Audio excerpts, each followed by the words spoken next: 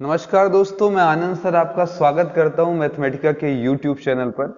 आज हमारी चर्चा का विषय है पॉलिटेक्निक से के विज्ञान से संबंधित एक टॉपिक, जिसे हम आवर्त गति या सरल लोलक के नाम से जान सकते हैं। ये एक बहुत ही बेहतरीन और छोटी टॉपिक है मित्रों, जिसे एक बार पढ़ने के बाद आप केवल 15 मिनट में ही रिवाइज कर सकते हैं। और सबसे बड़ी बात, यहाँ से अच्छे क्वेश्चंस बनते हैं, ऑब्जेक्टिव भी बहुत अच्छे बनते हैं और एक दो न्यूमेरिकल भी बहुत अच्छे आ जाते हैं।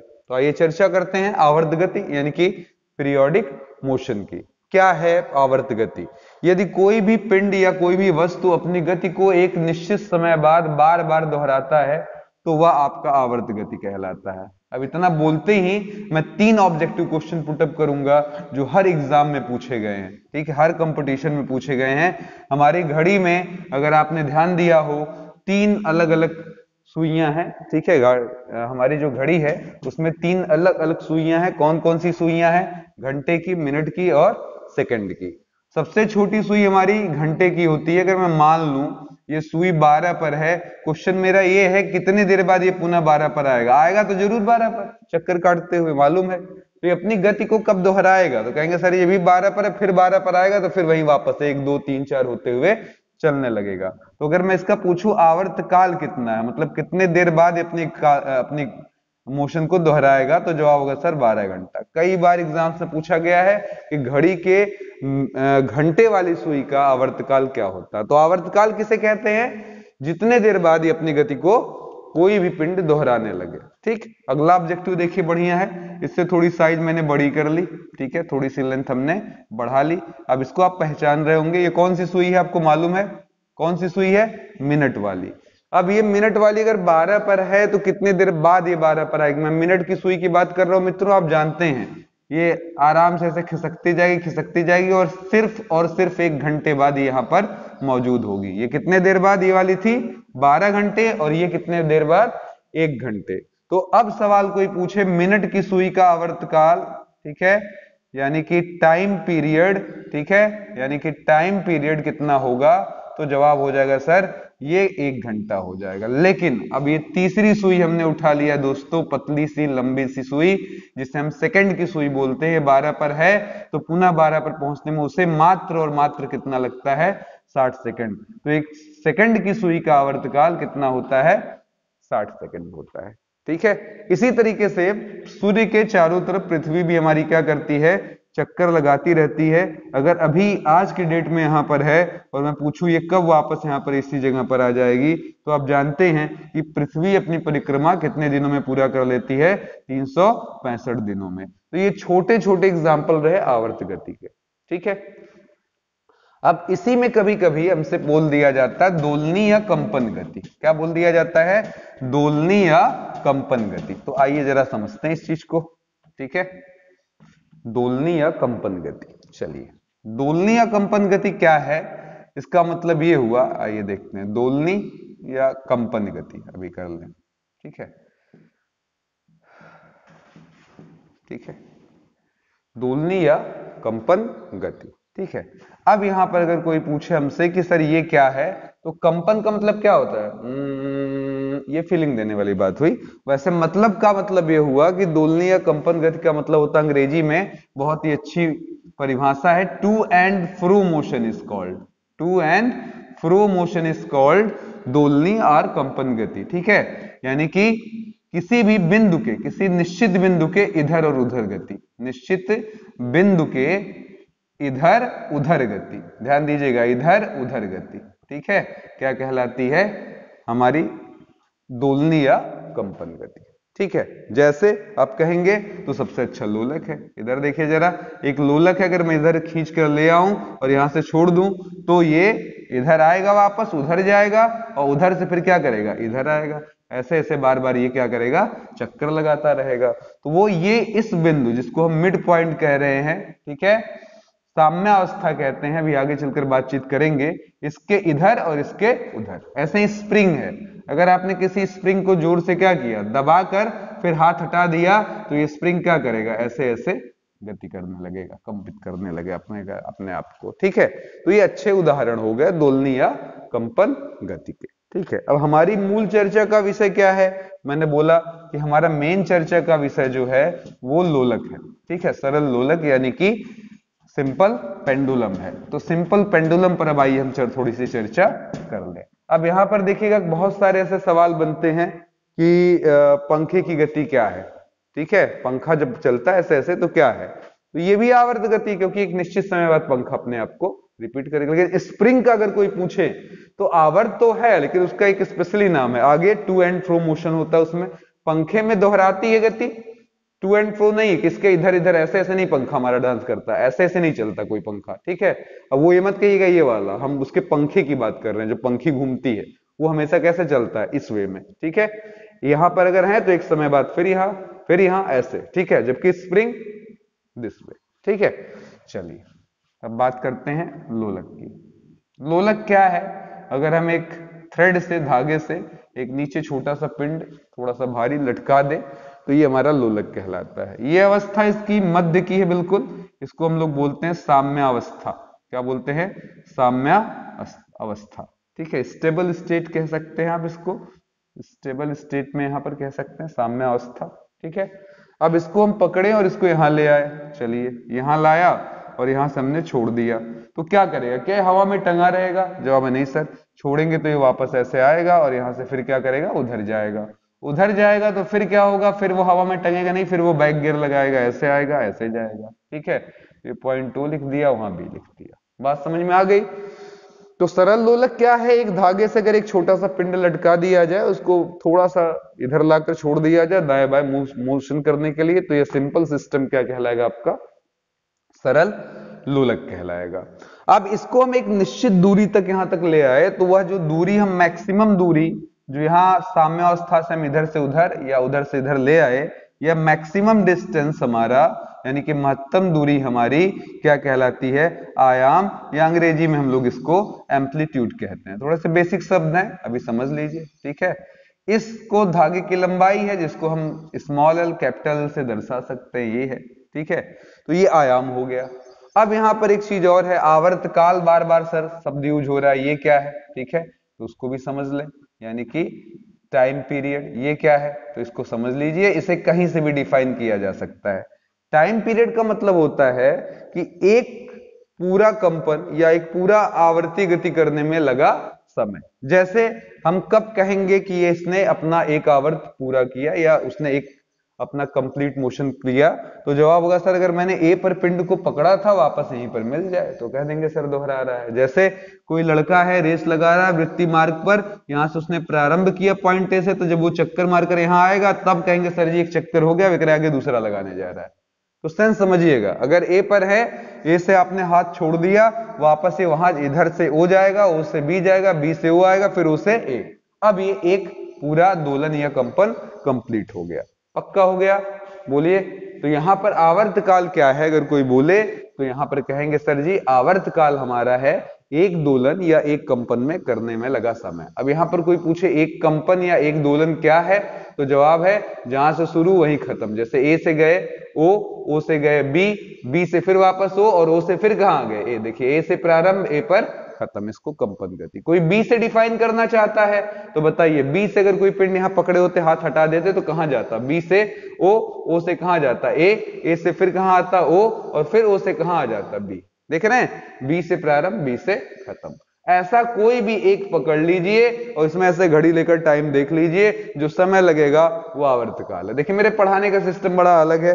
हम यहाँ थ्योरी नहीं लिखने वाले हैं हाई स्कूल 9 10th का। जब वो पढ़ाएंगे तो वहां एक एक बात को डिफिनेशन लिखते हैं बिना बात का। हमसे पॉलिटेक्निक में डिफिनेशन नहीं पूछता, हमसे कंपटीशन में डिफिनेशन नहीं पूछता, हमसे उसकी अंतरात्मा पूछता है। वो हमें फील होनी चाहिए, फील नहीं होगी तो मजा नहीं आएगा। ठीक है, तो ये कहलाएगा आपका आवर्तकाल। किसी ने कहा मेरा मन सर इस पॉइंट से कर रहा है, जहां नाम दे दिया सी। क्या भैया, कौनो दिक्कत ना है, चलो सी से कहा गए ओ से यहां आ जाएंगे सी। ठीक है, इधर भी कहीं सी होगा उतनी दूरी पर। ठीक है, सी डैश भी कह सकते हैं, जुड़वा भाई है तो। चलिए, ओ से सी से ओ से सी डैश, और सी डैश से ओ से सी। इस तरीके से अगर हो रहा है तो उसे हम एक दोलन या कंपन कहेंगे। वैसे दोलन या कंपन के लिए हम मैक्सिमम दूरी लेते हैं, वो बात करते हैं इस पर डिपेंड कि कहां से आपने छोड़ा।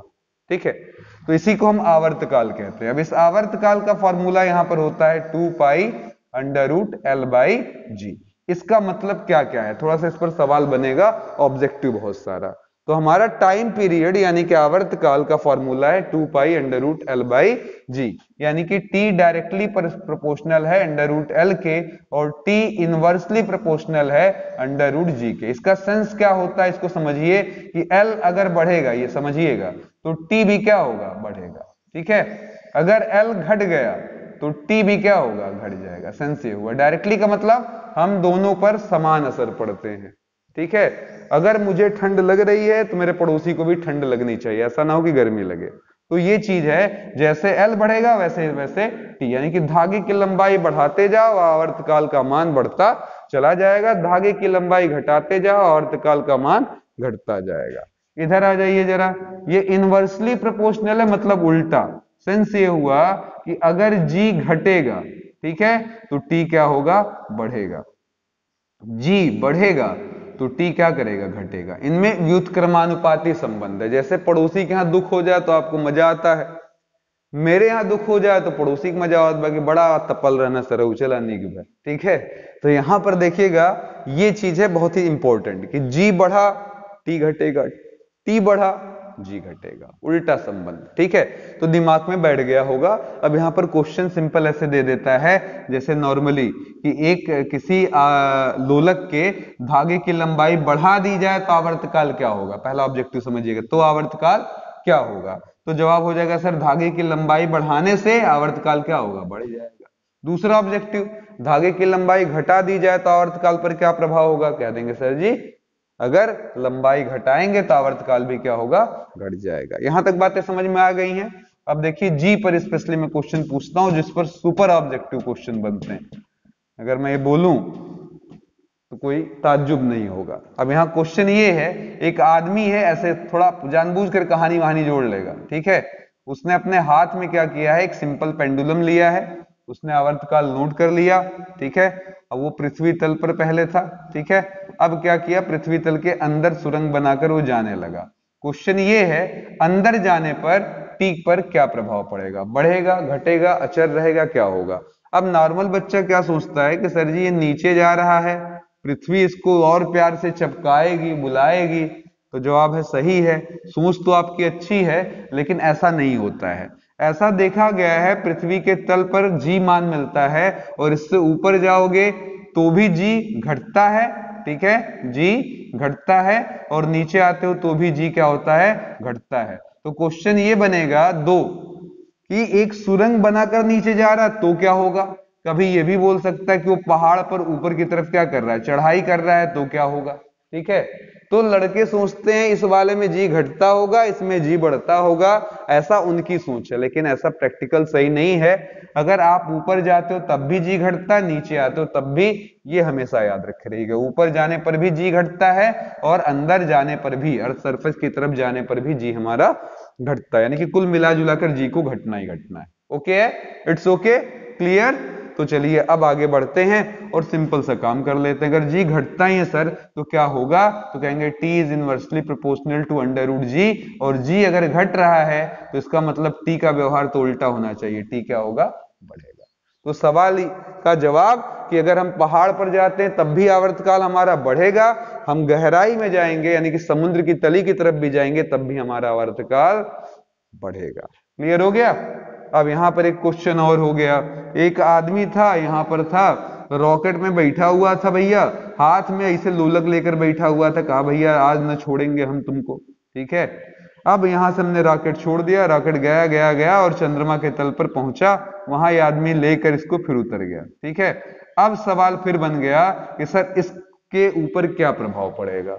तो सिंपल जवाब हो गया कि भैया अगर वहां तक आप पहुंचे तो उस स्थिति में आपका क्या होगा मान, तो जवाब होगा सर पृथ्वी पर जी और चंद्रमा पर जी, जी भी ना बोलकर जी डैश बोल दे। ध्यान दीजिएगा, चंद्रमा पर हम पहुंच गए हैं, ये पृथ्वी थी हमारी, तो पृथ्वी से चंद्रमा पर गए, यहाँ जी होता वहां जी डैश, और जी डैश का मान क्या हो जाएगा, होता है, तो जवाब सर जी बाई 6। तो सवाल ये है जी का मान बढ़ गया कि घट गया, नहीं समझ में आया हो तो फिर से सुनिए। जी की वैल्यू 9.8 होती है, अभी 9.8 बता 6 लगाए तो काटने पर 6 का में 6, 3 8 6 के 36, फिर 2 0 6 3 18, तो क्या लग रहा है, बढ़ गया कि घट गया? तो जवाब है सर जी का मान चंद्रमा पर कम होता है, यानी कि घट जाता है। और जी अगर घट गया तो आप जान रहे, इट इंप्लाइज टी क्या होगा, बढ़ जाएगा। तो तीनों सवालों के जवाब वही है, सेम है, कि अगर आप पृथ्वी की तली में जाओगे तब भी टी बढ़ेगा, पृथ्वी से ऊपर जाओगे तब भी बढ़ेगा, चंद्रमा पर लेकर चले जाओगे तब भी बढ़ जाएगा। क्लियर हो गया?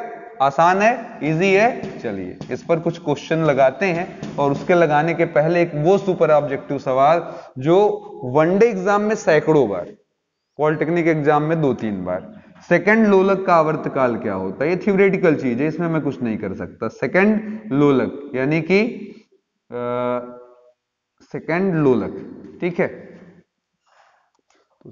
सेकंड लोलक का आवर्तकाल कितना होता है, ये क्वेश्चन आता है। आवर्तकाल कितना होता है, ये क्वेश्चन, और ये हमको याद होना चाहिए कि किस पर हम पर न्यूमेरिकल पूछे जाते हैं वो भी, और थ्योरी तो है ही है। सेकंड लोलक का आवर्तकाल कितना होता है, तो इसका आंसर रट लीजिएगा, ये कितना होता है, 2 सेकंड। ठीक है, तो अच्छे से याद कर लें, न्यूमेरिकल में भी अभी हमारे काम में आने वाला है। क्लियर हो गया?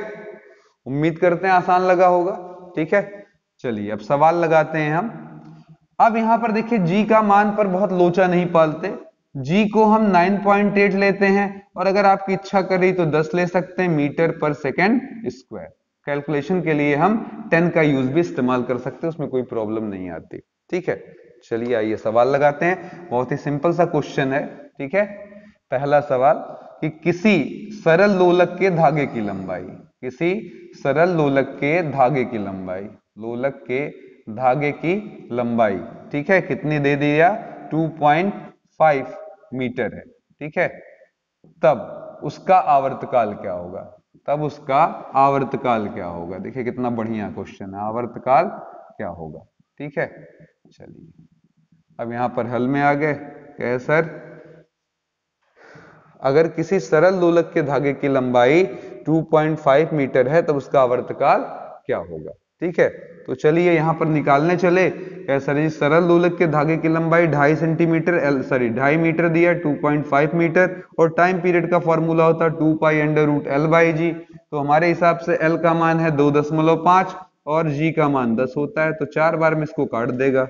हर बच्चा जानता है 4 का अंडर रूट कितना आता है, 2, 2 से 2 कट जाएगा, आंसर हमारा हो जाएगा पाई सेकेंड। इजी है, पाई सेकेंड।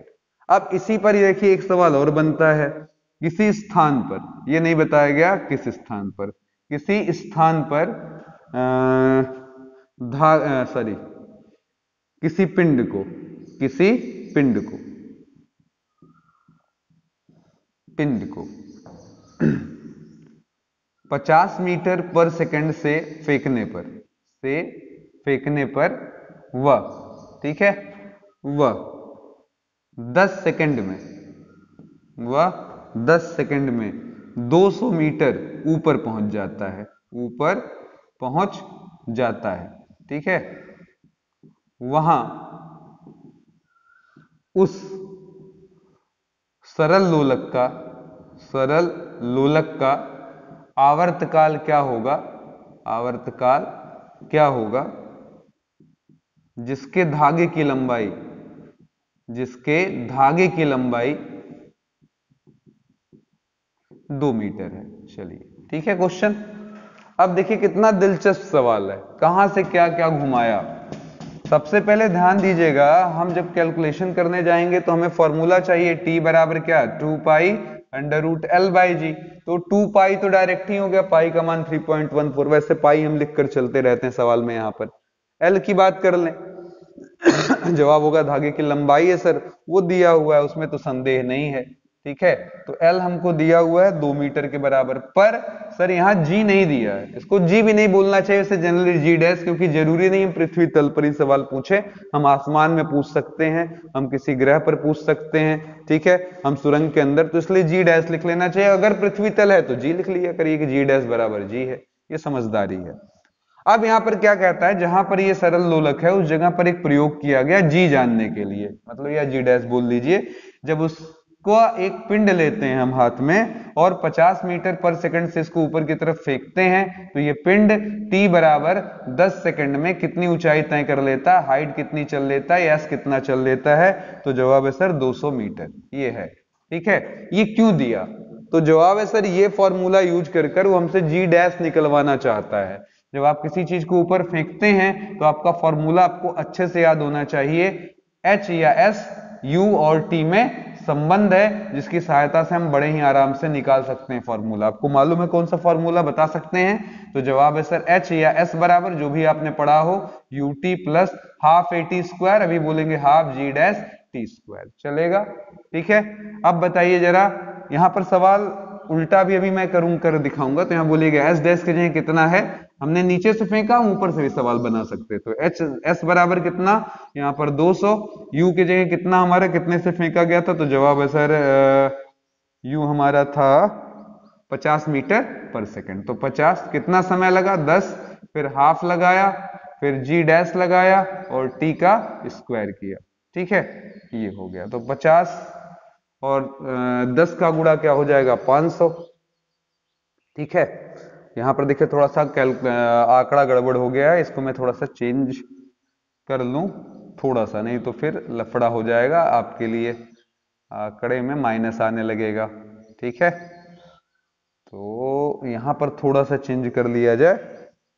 50 मीटर पर सेकंड से फेंका है, 10 सेकंड है हमारे पास, यहां पर हम 10 सेकंड को थोड़ा सा कम कर लेंगे, 10 सेकंड के बजाय 3 सेकंड कर लेते हैं। ठीक है, चलिए इसको करेक्शन कर लीजिएगा, 3 सेकंड कर दीजिएगा, नहीं तो पूरा डिस्टर्ब हो जाएगा। अब इसको ले आए तो 150 में से 200 में से 150 गया, 50 हो गया, फिर हाफ जी डैश के जगह पता करना है और टी का स्क्वायर, तो 50 दूना 100। ठीक है, ये 100 हो गया, ये हो गया आपका जी डैश, और टी के जगह कितना आ गया बाबू, 10 सेकंड ही है, कितना दिया, 3 सेकंड है, तो वहां पर 3 कर लिया जाए। ठीक है, यहाँ पर 3 रख दिया जाए, तो 3 का स्क्वायर, जी डैश बराबर हो गया 100/9, ये आ गया। तो अब यहाँ पर आराम से मान रख दीजिए, 2 पाई अंडर रूट एल, धागे की लंबाई कितना है 2 मीटर, और जी डैश का मान कितना है, तो जवाब है सर 100/9, आगे इतना सेकंड। सॉल्व कर दीजिएगा, आसान है, इजी है। चलिए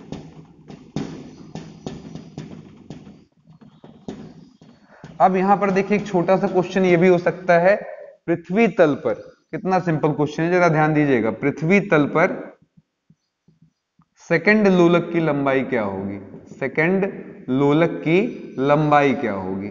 ठीक है, लंबाई क्या होगी। ठीक है, अब यहां पर ज्यादा ध्यान दीजिएगा, तुरंत कहेंगे सर जी सेकंड लोलक है तो हमारी इंफॉर्मेशन कंफर्म है कि टी का मान कितना होगा, तो जवाब होगा सर 2 सेकंड। क्वेश्चन क्या पूछा जा रहा है, धागे की लंबाई क्या होगी, तो जवाब होगा सर यहां पर टी बराबर क्या लिख लिया हमने 2 सेकंड, आगे 2 pi under root L by क्या लगा दिया जी, तो देखिए 2 से 2 कट गया, 1 1 बराबर पाई अंडर रूट, अब पढ़ लीजिएगा जरा यहाँ पर क्या है एल बाई जी, जी के जगह क्या हो गया 10, तो इस 10 को हम लोग वर्ग कर लें, 1 बराबर क्या हो जाएगा पाई स्क्वायर एल बाई क्या 10, अगर वर्ग कर लें, वर्ग लेने पर। ठीक है, तो हमारा क्या आ जाएगा, ऊपर 10 और नीचे पाई स्क्वायर, तो एल बराबर 10/पाई स्क्वायर मीटर।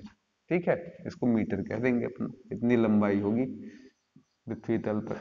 ठीक है, कोई प्रॉब्लम, समझ में आ गया? चलिए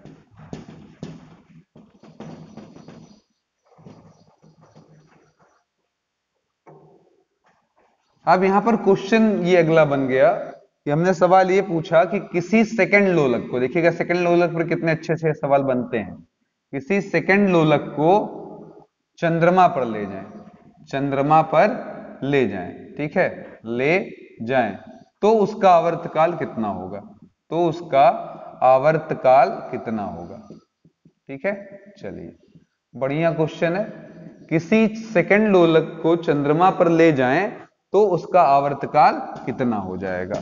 आइए जरा ध्यान देते हैं, तो जवाब होगा सर यहां पर अगर हम पृथ्वी तल पर आ जाएं और पृथ्वी तल पर बात करें कि सर कितना होगा, तो जवाब होगा सर t बराबर 2 सेकंड होता है, सही है, और 2 pi under root L by क्या जी, ये पृथ्वी है। ठीक है, अब यहां से हम उठे और चंद्रमा पर चले गए। ठीक है, और चंद्रमा पर जाएंगे तो सेकंड लोलक है, ठीक है, तो ऑब्वियस है कि वहां सेकंड लोलक का ले जाए तो आवर्तकाल कितना होगा, नया आवर्तकाल कुछ होगा, प्रभाव पड़ेगा, मान लिया टी डैश। आप कहेंगे सर वहां ले जाने से क्यों प्रभाव पड़ेगा, तो अभी मैंने थ्योरेटिकल भी समझाया, वहां जी का मान क्या होता है, बदलता है, तो वहां पर धागे की लंबाई तो नहीं बदलेगी ना, भाई जितना लंबा यहाँ 10 मीटर का धागा है तो धागा वहां भी 10 मीटर का होगा, ठीक है। वही तो सेकंड लोलक लेकर जा रहे हैं, लेकिन जी का मान बदल कर क्या हो जाएगा, जी डैश। अब वहां पर हमें टी डैश पता करना है। ये था हमारा इक्वेशन नंबर 1, ये 2 होने वाला है। लेकिन यहाँ पर ध्यान दीजिए जरा, हम एक छोटा सा काम कर सकते हैं, इस जी डैश के जगह क्या लिख सकते हैं, चंद्रमा पर क्या होता है मान जी का, जी बाई 6। तो ये हो जाएगा टी डैश बराबर 2 पाई अंडर रूट 6 ऊपर गया तो 6 एल बाई क्या जी। तो टी डैश बराबर 2 pi under root L by G अलग कर लीजिए और अलग से लिख लीजिए अंडर रूट 6। तो जवाब हुआ सर टी डैश। इस पूरे का खड़े खड़े मान देख लीजिएगा कितने के बराबर है, तो जवाब है सर 2 सेकंड के। तो 2 अंडर रूट 6 आगे क्या लगा दें सेकंड, तो 2 अंडर रूट 6 सेकंड। क्लियर हो गया। तो ऐसे छोटे छोटे ऑब्जेक्टिव सवाल बहुत सारे हमारे बन जाते हैं इस पर, ठीक है। अब चलिए अगला थोड़ा सा थ्योरेटिकल चीज और भी समझ लेते हैं।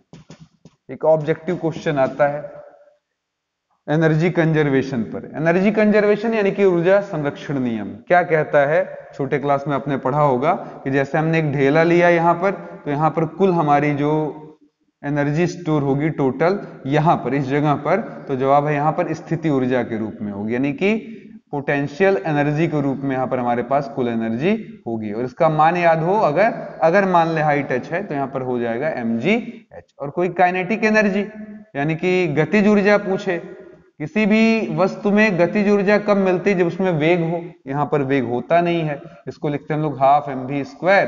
तो आप जानते हैं हाफ एम वी इस समय क्या होगा, जीरो, तो इसलिए जीरो। तो जब हम किसी पिंड को ऐसे पकड़े हुए हैं पृथ्वी तल से ऊपर, तो उसके पास टोटल एनर्जी किसमें होती है, स्थिति ऊर्जा में। फिर जब हम हाथ छोड़ देते हैं तो जैसे जैसे नीचे आता है इसकी ऊंचाई क्या हो रही है, घट रही है। और इस ऊंचाई का मजा किसको मिल रहा है, जो पिंड अभी स्थिर था वो नीचे आने पर क्या करता है, उसके अंदर क्या आ रहा है, वेग। तो यहाँ पर धीरे धीरे स्थित ऊर्जा का कन्वर्जन होने लगता है, किसमें, स्थित ऊर्जा बदलने लगती है धीरे धीरे क्या, गतिज में। यानी कि मैं अपनी लोकल भाषा में बोलूं जरा समझिएगा कि मान लें अगर यहाँ पर 100% पहले आपका स्थित ऊर्जा था, ये 0% था, तो रास्ते में क्या होगा स्थिति ऊर्जा 80%, गतिज ऊर्जा 20%। फिर थोड़ा सा और नीचे गिरे तो पता चला स्थिति ऊर्जा हमारी 70%, ये कितनी हो जाएगी 30%। और ये 30 कहां से मिल रहा है, यही स्थिति ऊर्जा किसमें बदल रही, गतिज। जैसे जैसे पिंड नीचे आ रहा है उसका वेग क्या हो रहा है, बढ़ रहा है। और थोड़ा ज्यादा नीचे चले आए इकट्ठे, यहां पूछ लिए कैसर जी, यहां पर हमारा 30% स्थित ऊर्जा और उधर क्या हो गई गतिज ऊर्जा हमारे 70%। यानी कि 100% स्थित ऊर्जा में से 70% निकलकर गतिज ऊर्जा में बदल गया। और जब फर्श पर आकर टकराए तो ऊंचाई हो गई 0, यानी कि ये हो गए अब 0%, और ये वाले क्या हो गए 100%। यानी कि इसका मतलब होता है स्थिति ऊर्जा पूर्ण रूप से गतिज ऊर्जा में बदल जाती है। इसी कॉन्सेप्ट पर जरा ध्यान से इसको देखिएगा और मुझे बताइए कि आपको दिखना लगा या नहीं। इस अगर गोले को हम छोड़ दें और अलग अलग स्थितियों में देखें कि अलग अलग ऊंचाई पर क्या हो रहा है, हम जब इसको ले जाते हैं ऐसे, फिर यहां से छोड़ देते हैं, अपने आप मोशन करता है ऐसे ऐसे, तो मैंने वन साइड मोशन ले लिया। अभी आप जरा बताइए यहाँ पर क्या है, तो कहेंगे सर जी यहाँ पर ऊंचाई बिल्कुल नहीं है, यहाँ पर ऊंचाई बिल्कुल नहीं, यहाँ पर h का मान क्या है 0, ठीक है। यहाँ पर देखिएगा यहाँ क्या हुआ, कंपेयर करते रहिएगा तो कहेंगे सर जी h1, ये हुआ h2 और ये हुआ h3, ठीक है। और मान लीजिए हम इधर से उधर जा रहे थे, ऐसे जा रहे थे, तो बताइए उधर जाने पर क्या हो रहा है, तो जो होगा सर ऊंचाई हमारी क्या हो रही है, बढ़ रही है, ठीक है। लेकिन अब उधर से इधर अगर देखें तो हमारी ऊंचाई क्या हो रही है, इधर से अगर मैं देखूं तो देखिएगा डंडे के जैसे जैसे हम नीचे इधर आ रहे हैं हमारी ऊंचाई क्या हो रही है, घट रही है, और घटते घटते क्या हो जा रही है 0। यहां पर जब हम हाथ लेकर ऐसे इसको पकड़ेंगे उसके बाद तब तो छोड़ेंगे, यानी कि समय इसके पास v क्या होगा 0, और जो भी होगा h3 यानी कि ऊंचाई उसके पास होगी। इसी के नाते यहाँ पर कंप्लीटली हमको जो मान मिलेगा वो पोटेंशियल एनर्जी यानी कि 100% यहाँ पर क्या होगा, गतिज ऊर्जा होगी 100%। और हाथ में पकड़े होंगे आपने पिंड, इसलिए हमारा पोटेंशियल काइनेटिक एनर्जी यानी कि स्थित ऊर्जा, ठीक है, कितनी होगी 0, क्योंकि उसके पास कोई वेग नहीं होगा। जैसे आपने हाथ से छोड़ा धीरे धीरे नीचे आने लगा, और नीचे आने पर इसका v क्या हो रहा है, देखिएगा यहाँ पर मैं v3, यहाँ पर मैंने लिखा v2, यहाँ लिखा v1 और यहाँ पर v0।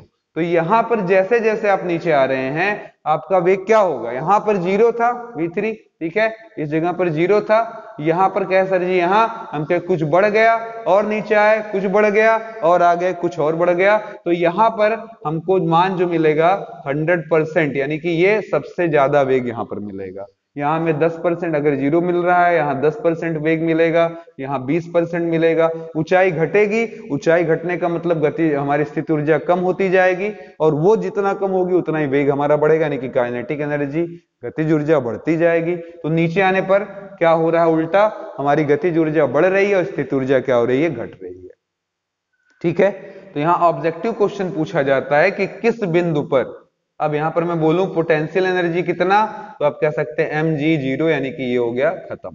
काइनेटिक एनर्जी कितना, तो हाफ m v0 का स्क्वायर, यानी कि यहां पर मैक्सिमम मिलेगा। उधर आ जाइए, यहां पर मैं बोलूं पोटेंशियल एनर्जी कितना, तो कहेंगे mgs3, और काइनेटिक एनर्जी कितना, कहेंगे सर जी हाफ m v स्क्वायर का मतलब 0 का स्क्वायर, आंसर क्या आ गया 0। तो अब समझ लीजिएगा मैक्सिमम विस्थापन पर इस जगह पर हमारा पोटेंशियल एनर्जी मैक्सिमम और काइनेटिक एनर्जी न्यूनतम, और नीचे साम्यावस्था की स्थिति में हमारी पोटेंशियल एनर्जी 0 और काइनेटिक एनर्जी क्या होगा, मैक्सिमम। समझ में आ गया। तो जैसे जैसे हम नीचे आते हैं हमारी पोटेंशियल एनर्जी घटती है, काइनेटिक एनर्जी बढ़ती है। इधर से देखेंगे तो जैसे जैसे हम ऊपर जाते हैं हमारी पोटेंशियल एनर्जी ऊंचाई के साथ क्या होगी, बढ़ेगी, और पोटेंशियल बढ़ेगी तो काइनेटिक का नुकसान होगा। ठीक है, हमेशा याद रखिए दोनों में रिवर्स मामला है, एक बढ़ता है तो दूसरा घटता है, दोनों एक साथ बढ़ने का उदाहरण आप कहीं से भी खोज कर नहीं ला पाएंगे। ठीक है, एक अपने आप को खत्म करेगा और दूसरे को पैदा करता है। ठीक है, तो ये थ्योरेटिकल क्वेश्चन बहुत अच्छा बनता है। साम्यावस्था पर काइनेटिक एनर्जी का मान क्या होगा, ऑप्शन लिखा रहेगा न्यूनतम, ठीक है, महत्तम, इसी तरीके से कहेगा कोई फेरबदल नहीं, और चौथा लिख देगा हम कुछ कह नहीं सकते। ठीक है, चलिए आगे चलते हैं। एक कंपन में लगा समय आवर्तकाल कहलाता है, लेकिन अगर यही बोल दिया जाए कि एक सेकंड में कंपनों की संख्या कितनी होगी, कंपनों यानी कि वाइब्रेशन, वाइब्रेशन की संख्या कितनी होगी, अगर ये आप बताएं तो वह क्या कहलाता है, तो जवाब है आवृत्ति या फ्रीक्वेंसी। ठीक है, आवृत्ति या फ्रीक्वेंसी। अब मैं इसको थोड़ा एग्जांपल से समझाऊंगा, तुरंत समझ में आ जाएगा। मैंने क्या बोला, एक सेकंड में कंपनों की संख्या, किसी ने दिया कि सर कोई पिंड आवर्त गति कर रहा है, उसने 10 सेकंड में, ठीक है, 10 सेकंड में 250 कंपन किया, ठीक है, 250 कंपन किया, तो उसकी आवृत्ति क्या होगी। ठीक है, किसी ने पूछा उसकी आवृत्ति क्या होगी सर। ठीक है, तो जवाब हुआ सर 10 सेकंड में 250, मुझे 250 से नहीं लेना देना। फिर से देखिए, एक सेकंड में कंपनों से की संख्या, यहां कितना सेकंड का हिसाब दिया 10, तो कहेंगे अगर 10 में 250 है सर तो एक सेकंड में जवाब हुआ सर 250 बटा 10, काट दीजिए, आंसर कितना आ जाएगा 25। तो ये 25 क्या है हमारी आवृत्ति। अब आवृत्ति क्या है ये भी थोड़ी सी चर्चा हो जाए। तो ये तो हमने फॉर्मूला पढ़ लिया। आवृत्ति की बात करें तो आवृत्ति हमारा आवर्त काल का क्या होता है, उल्टा 1/, क्या होता है, टी होता है। 1/t को ही हम लोग जनरली इस टॉपिक के अंतर्गत ओमेगा से दर्शाते हैं। ठीक है, वैसे यहाँ पर 2π/t हम लिखेंगे, क्या होता है 2π/t, या t बराबर 2π/ओमेगा, यही हमारी क्या कहलाती है, आवृत्ति कहलाती है। ओमेगा से हम क्या दर्शाते हैं, आवृत्ति, तो 2π/t, ये दोनों में संबंध है। ठीक है, तो एक सेकंड में दोलनों या कंपनों की संख्या को हम आवृत्ति कहते हैं, और आवृत्ति डायरेक्ट निकालना हो तो टी अगर पता हो तो 2π/t कर दीजिए, आपको आंसर मिल जाता है यहाँ की स्थिति में। ठीक है, लास्ट एक छोटा सा चीज कॉन्सेप्चुअली समझा दें आपको कि सर जी अगर मैथमेटिकली हमें चेक करना हो कि कोई चीज आवर्त गति कर रही है, कौन सी गति, आवर्त गति कर रही है, तो उसकी पहचान क्या है, तो जवाब है सर उसका विस्थापन डायरेक्टली प्रोपोर्शनल हो जाए, सॉरी उसका त्वरण यानी कि एक्सेलरेशन, एक्सीलरेशन क्या हो जाए, डायरेक्टली प्रोपोर्शनल हो जाए, किसके, तो जवाब है सर विस्थापन के माइनस के। ठीक है, तो उस स्थिति में हम उसे क्या कहते हैं कि वहां पर जो वाइब्रेशन हो रहा है, कंपन हो रहा है, वह हमारा क्या कहलाएगा, आवर्त गति कहलाएगा। तो एक्सेलरेशन को ऐसे हम जब दर्शाते हैं इस प्रोपोर्शनल टू -x, यही जब हटाते हैं यहाँ पर ओमेगा स्क्वायर निकल कर आता है, क्या आता है, ओमेगा स्क्वायर आता है, यहाँ पर उससे हमें ओमेगा मिल जाता है। ओमेगा मिल जाएगा तो फिर टाइम पीरियड आ जाएगा, ओमेगा बराबर 2π/t। अब कहेंगे सर जी ये क्यों बता रहे हैं, तो देखिए ये क्वेश्चन आपका पॉलिटेक्निक, आईआईटी, आईएएस, पीसीएस तक के एग्जाम में इस तरीके से पूछा है कि कोई पिंड गति कर रहा है जिसका समीकरण a बराबर -4x है, ठीक है, त्वरण बराबर -4x है, जहां x विस्थापन दर्शा रहा है। तो ये बताइए वह आवर्त गति का आवर्तकाल क्या होगा। तो जवाब होगा सर बहुत ही सिंपल है। यहाँ देखिए ये किसकी जगह है, तो कहेंगे सर a की जगह a है, x की जगह x है। ये किसकी जगह पर है, तो जवाब है सर ओमेगा स्क्वायर की जगह पर है ना। तो बराबर 4, ओमेगा बराबर √4 आ जाएगा 2। तो फिर बोलिए जरा ओमेगा बराबर क्या होता है, 2π/t। तो इसीलिए t बराबर क्या हो जाएगा, 2π/ओमेगा। तो यहाँ 2π/2 रख दीजिए, 2 से 2 काट दीजिए, आंसर कह दीजिए सर पाई सेकेंड। ठीक है, कोई दिक्कत, कोई प्रॉब्लम, ठीक है, बिल्कुल नहीं होनी चाहिए। ठीक है, अब आइए जरा अगली बात करें, लास्ट।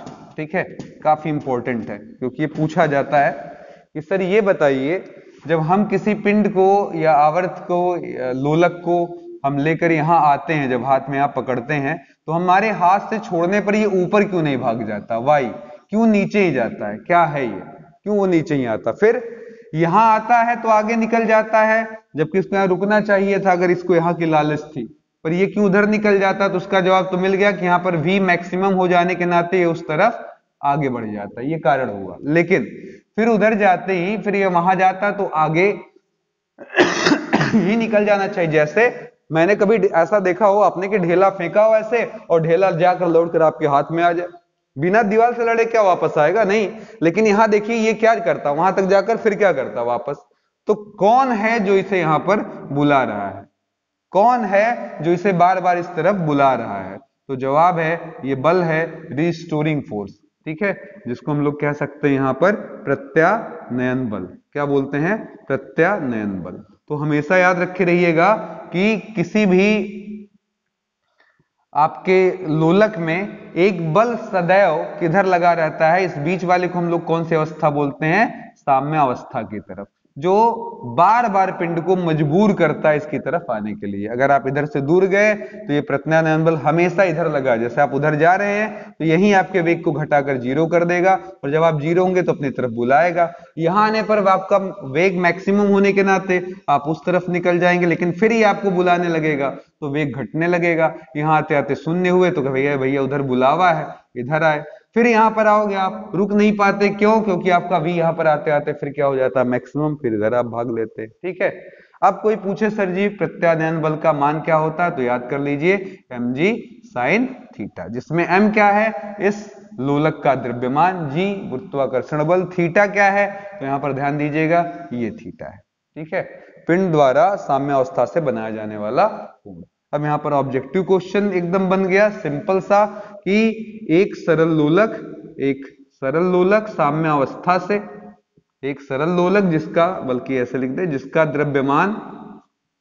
द्रव्यमान 5 किलोग्राम है, साम्य अवस्था से, ठीक है, 30 डिग्री का कोण बनाता है, 30 डिग्री का कोण बनाता है। ठीक है, तो प्रत्यानयन बल कितना होगा, तो प्रत्यानयन बल कितना होगा। ठीक है, तो जवाब होगा सर F बराबर mg sin थीटा। एकदम रटा रटाया थ्योरी है, m के जगह 5, g के जगह 10, sin 30 यहां लगा दिया। sin 30 का मित्रों मान मालूम होगा आपको, 1/2 काटने पर आंसर हो गया 25 न्यूटन। तो उम्मीद करते हैं ये प्यारी सी छोटी सी नन्ही सी मुन्नी सी टॉपिक आपको बहुत अच्छी लगी होगी और आपको बड़े अच्छे से समझ में भी आ गया होगा। इस पर थ्योरी भी है, छोटे छोटे प्यारे प्यारे न्यूमेरिकल भी हैं। तो पढ़िए, देखिए और वेट करिए अगली जबरदस्त टॉपिक के लिए जो हम बहुत जल्दी लेकर आने वाले हैं। 2 अच्छी टॉपिक, एक तो हमारा लेंस मेकर फॉर्मूला यानी कि 1/f बराबर 1/v प्लस 1/u पर आधारित सवाल, और दूसरा एक टॉपिक है हमारी कंपन या तरंग गति। कंपन तो पढ़ लिए हम, तरंग गति, जहां से कई बार मैंने देखा है 3 क्वेश्चन अकेले पूछ लिए जाते हैं, 2 से 3 क्वेश्चन आ जाते हैं हर साल। ठीक है, तो ठीक है, मैं इसी के साथ आपका दोस्त आनंद सर लेता हूं इजाजत, ताकि अगली मुलाकात और भी ज्यादा रोमांचकारी हो सके। इसी के साथ जय हिंद, जय भारत।